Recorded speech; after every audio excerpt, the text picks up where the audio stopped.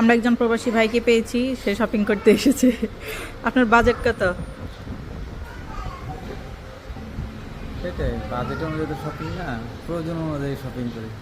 পছন্দের জিনিস কম দাম হয় শরীর, তাই সেটাই আমি পছন্দের দাম বেশি হয়, উপায় নাই, কিনতেই হয়। এবার আপনার বাজেট কত ছিল? ওইটাই বাজেট নেই কোনো কত টাকা শপিং করলেন তাহলে আনুমানিক?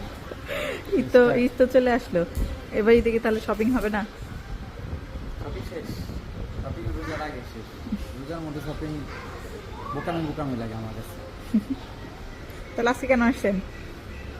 আজকে আসছি রোজার আগে, এটা কিনতে চাইছিলাম, বাট সামহাও কেনা হয় না, তাই এখন আসছি। আর মাঝখানে কাজের কর্মব্যস্ততা ছিল, এই কারণে আর আসা হয় নাই। আজকে রোজার মাঝখানে ফ্রি হয়েছি, তাই এখনই আসছি। এখন মূলত আমরা বাচ্চাদের জুতা কেনার জন্য আসছি। মানহার জুতা প্রয়োজন ছিল, ঈদ উপলক্ষে না, ঈদ না থাকলেও মানহার জন্য কিনতে হতো। ওর স্কুলে যাওয়ার জুতা নষ্ট হয়ে গেছে এই জন্য। এই মানহা এখানে কেন আসছে? আমি শুজ পরতেছি। শুজ কিনতে আসছা?